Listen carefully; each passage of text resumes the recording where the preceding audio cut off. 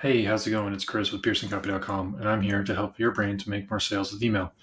As a part of my 100 emails and 100 days breakdown challenge, I'm breaking down a welcome email from a brand called Perfect Snacks. This brand caught my attention in my Facebook feed. They were running ads, and I found them through that. So I clicked through, checked out their website, liked what I saw, and then signed up for their email address to see what their email game was like. So this is a welcome email. This is the first email I've gotten from them. And I wanted to break this down and show you a few insights that I saw while I was looking at this email, a few things you can take back to your brand to make more sales. So that being said, let me go ahead and dive in. So the first piece here is a subject line. So welcome to the family. That's pretty standard. Most brands say something similar to that. Welcome to the family, welcome to the brand, welcome to the movement, welcome to XYZ. That's pretty straightforward, pretty standard. That's not going to stand out a ton in the inbox. If you're trying to get a hold of or trying to get the attention of people who consume consistently or on a regular basis, they're getting 5, 10, 15, 20 emails a week, if not more, from lists they're signing up for things they're buying or et cetera. So welcome to the family does work. It's a great start, but I would potentially use some kind of subject line to get to build curiosity, to channel desire into the solution that the ideal customer is actually looking for, or some other tactic or some other strategy to get people into this email. So yeah, there's a subject line there. They do use emojis, and it didn't show up in my PDF, but they do use, it looks like a peanut and a heart. I don't know if you guys see that overlay up top there, but they use a peanut, two peanuts, and a yellow or gold heart there. So they're using emojis, so that does stick out a little bit more in the inbox. Not a lot of people are using emojis yet. Emojis, in my opinion, can work, but the curiosity, desire, fear, some kind of emotional pull with the subject line with the copy you use is going to be more powerful than an emoji, unless you can find one that actually nails that emotion perfectly, and it supplements what you're trying to say. So there's a first insight with the subject line there. Next, their from name, so Perfect Snacks, that's their brand name, and then hello at perfectsnacks.com. I think this is a great move for them. Most brands do use a hello at, info at, etc. So I think that's a good start. Perfect Snacks as their brand, they don't have, as far as I understand, they don't have somebody facing out front towards the customers for the brand. It is the brand itself. They do lean into the family aspect or family concept a lot. So with future emails, as I get them, I'll probably see more faces. That's one thing I think that this brand does really well. Perfect Snacks is they do have a lot of faces in their first email. They show their family here, which I assume is their family. And I think that when you're able to make things feel more personal or look more personal, you're going to get more engagement. People like to see faces, like to engage with people, not with automations or even brands in some cases. So that's something you want to keep in your back pocket. Is if you want more engagement, more personal connection, more emotional connection, one stories is a great way to go. To faces, showing faces, trying to connect personally and emotionally with people. So let's move into the email now. Across the top here, we have the brand name, which is linked. It looks like this whole banner is linked to Let's Shop. So this whole banner has 3 items here: Perfect Snacks, Fresh from the Fridge, Protein Snacks, and Let's Shop. So the Fresh from the Fridge seems like their tagline, and they have another one down further down the email, which we'll talk about. But Fresh from the Fridge, I think that could be the subject line or something to that point. They are addressing a problem or a concern that their ideal customer may have, is we're trying to feed my family, my kids, those people that I care about and love, with fresh food, whole food, preferably. So fresh from the fridge could be a tagline, could be an addressing of a problem or a concern, which transitions into, hey, this is a product, this is a solution, this is what we're offering to make it so that your food's fresh from the fridge. So that right there is one idea or one concept you can use in the subject line instead of welcome to family, because 9 times out of 10, a brand is, or I'd say 8 to 9 times out of 10, a brand is going to use a welcome to the XYZ as their subject line for that first email. This does change up a little bit, but also sticks with the brand message and the brand voice of family, fresh, from the fridge, Whole Foods, etc. I think that what's going on here in the top, I know my PDF here cut it off, but this image is slid up here right up against this red. I think there's a lot going on here in the header of this email that I think we could trim down on. This is the first email somebody's gotten. They may be shopping around your site. They probably sent them to get the coupon code. The coupon is right here, so they get that immediately. Honestly, what I would probably test is get rid of everything up here up top except for this red bar or this copper bar here with the code, and then go right into the image and get rid of everything else. Because what I'm looking at here, or what I'm looking to do here, is there's a CTA here down at the bottom. It says learn more. I change it to shop now, because what you're trying to do is you're trying to justify the fact that they're going to use this, so they emotionally want to buy. They signed up to get the code, and they're emotionally invested in using this code to purchase something. So give them the code, maybe give them a few reasons why they should buy from you, and then get out of the way and let them buy. If you're going to use visual first or design first stuff, getting out of the way so they can buy is actually a great thing. Putting all these things here, I'd be curious to see what the click through is on each of these items and see if they actually get click throughs. If they do, then I would take the top one. If you don't want to go to the menu, take the top one and make that the focus of this email, and say, hey, this is the most popular one that people click on and buy first. Go give it a try. Also down here at the bottom, which I'm kind of jumping around this email, is let's see here, this year, the variety pack, which we'll talk about in a bit.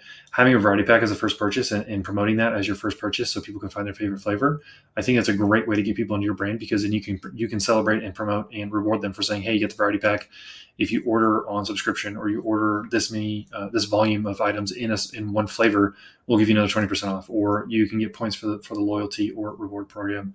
That right there can actually get people buying because they feel special for buying the one thing that they like, and they're being rewarded for liking something that's in your brand. So yeah, with the menu up here, I'd say let's cut that down and test that. The next thing, the initial code is 15% off your first order, and then there's a save 10% here. I'm assuming this is a reward or loyalty program. I didn't actually click through. I should go do that and check that out. But you have a 10% here, a 15% here. So can they get 25% off? Like what is this? There's some friction here in my brain when I'm like, okay, I'm going to use a 15, but can I use a 10? And they're probably going to click through on this just as much as they're going to go shop and try to use this 15, because they want to know if they're going to get 25. So if you're going to offer them 25% and they can do that, I would just offer it straight up and say, hey, first order 25%, get the variety pack. See which flavor you like the best, and whichever one you order, whichever single flavor you order, we're going to give you another 10% off or something like that to get them into the next purchase. A strategy like that, or a plan like that, is actually going to increase your customer lifetime value a little sooner, and your average order value may go up because they're going to buy more of the same thing on that second purchase. So maybe they spend $50 on the first, and then because they know what flavor they want, they spend $100, double what they spent the last time, because they know that they want peanut butter, they know they want Oreo, they know they want etc. flavor. I don't know if any of those flavors actually, Perfect Snacks actually sell those. I'm just saying as an example, that's kind of the idea of that tiered system that you do with them, with the customer. Next thing, just this image again, it's family based, it's family focused. Welcome to the family makes a ton of sense with this brand, as opposed to somebody just saying, hey, here's our product. So depending on your angle and your concept and what you want to do with it, if they definitely want to say family focused, then I would potentially change welcome to family to there's 9 of us, you're number 10, or something like that, to say, hey, welcome to the family, you're number 10, or like play on the family idea, but go 1 or 2 steps further into the creative process and just say, okay, how can we connect this to a stranger coming into the family? Maybe you say something like, hey, this is how we welcome new family members. Your family now, here's what to do, or here's your family now, here's what to expect. Something like that's going to be a little bit different than welcome to the family, like most brands do, and it's going to get their attention, saying, "Oh, I'm part of something now." It is going to sound different. It's going to get their curiosity, and it's going to get them to lean in and say, "Oh, what does this mean?" And that might get some more clicks for you, more opens. Even though this is a welcome email, they should be expecting it. They're looking for the code. It's going to get more opens if people don't see it the first day, second day, third day, etc., and they see it later. Next piece, family food values. So there's 2 things here in this copy that I really like. One, it's the family's mission to nourish world kind with a hug, good vibes, and delicious dose of fresh whole food nutrition. So nourish world kind with a hug, and good vibes, and delicious dose of fresh whole food nutrition. So that right there is their mission, right? And then to us, that's the recipe to make life a little more, perfect. So, and the recipe for perfection, or making life a little perfect, is this mission. So that right there, this could be its own email. Having this here is a great way to say, hey, these are the features, these are reasons you should buy from us. And then obviously listing the features of the business, of your non-GMO, USDA organic, 20 plus superfoods. Those are all features, right? And that's why I think this learn more should be a shop now button with a, hey, by the way, your 50% off code is this, expires in 7 days, used by this date or whatever. And it's already auto applied because you click through this link. So don't worry about entering it. Just shop around and get what you want, and then go to checkout. Putting that information right here on the shop now button again, and reiterating how to use that 15% off is going to increase your clicks, is going to increase your sales. In a majority of cases that I've seen that, the more specific you can get, the more sales you're going to make in general. There's only been a handful of cases where that doesn't work, but it's because of the product, the sale, the customer themselves. There's very, very rare pocket cases where being more specific doesn't work, but majority of cases being more specific is going to help. So yeah, again, take that code, put it too far. Put it right here again. Say 15% off, expires in 7 days. Auto apply to checkout. Just shop around and get what you want. You have to click through this link to have it auto applied or something. Get them to click through and start shopping. So that's what I'd say. It kind of ties into what I was saying earlier about the email of getting to the code and the shop now button as soon as possible, and removing all this information on top here, and just testing that and see what happens. I've seen a lot of in a lot of cases where if you go more simplified, more simple, keep things simple, you end up making more sales because people aren't confused. They aren't like, oh, I don't know which one to choose, or they get analysis paralysis, right? And say, okay, which one do I choose? And then they don't choose anything and they just leave because they're like, this is too confusing. That can happen. There's 1, 2, 3, 4, 5, 6, 7 items up top here. In most cases, if you have more than 3 or 5, people are like backing off and saying, I don't really know. So that's why I'd say pare that down and too far, and turn this into a shop now button instead of learn more. Moving past that first big section, we're going into the next few pieces here, our ingredient section. So Perfect Snacks talks about whole food protein. The one thing here that, I clicked on that and it opened up. Okay. Let's see. Okay. So the one thing here for the whole food protein section that I really liked is the body has an easier time breaking down whole food. And my question was, how does that work? This is the mechanism for a solution somewhere. Whole food is the solution. How the body can break it down is the mechanism. How it can break it down easier than non-whole food or other types of foods. And I think this could be a great email that you send after this one that says why our whole food is better than the food you're eating right now, or the food you're buying from the grocery store or whatever. You can do an us versus them, or you can just say a straight benefit promise email and explain the mechanism behind that solution. And say, hey, here's a big problem. You want fresh whole food that's going to nourish your family. Here's why most foods are not whole food and why they're not nourishing. But we have a solution for that. Here's why. Here's the solution: our food, and here's the mechanism that makes it work for you, and how the body can break down easier.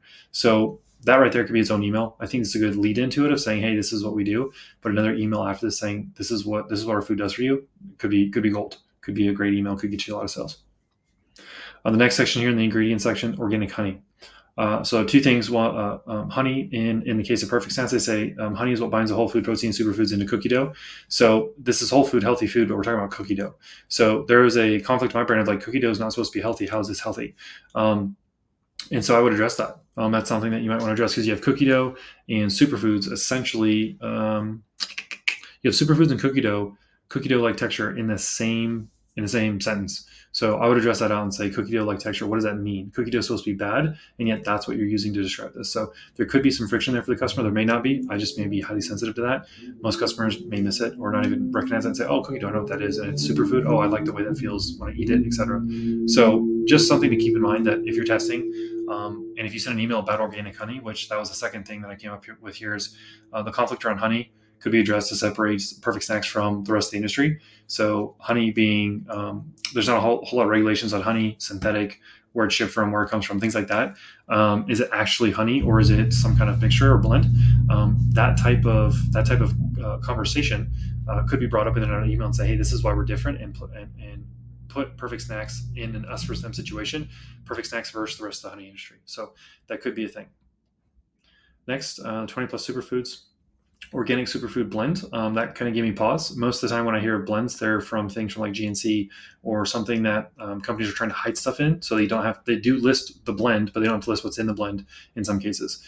So explaining what's actually in that blend and why you made a blend instead of just saying, hey, eat these superfoods instead. That could be a fun email too. And just clearing that up, that could be an objection for people. One piece here, can't decide where to start, the variety pack. So I really like this. Something that I see some brands do that I think are really successful, that could work really well for you, is having a variety pack. So sell the variety pack to have people pick their favorite flavor, and then reward them for ordering a volume of that single flavor. So once they're in that single flavor, you can actually build them into buying more of the same, or saying, hey, now that you like peanut butter, here's Oreo. Those two together go really well together.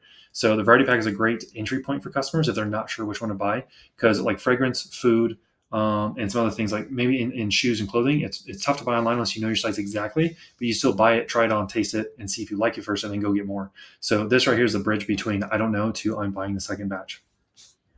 And then the rest of the email, we have the CTA to shop now, we have this your footer information here, and the socials. So yeah, a few insights here just to go over again. I would reduce this header section. Just to test into if getting them to that shop now button after the code actually works better.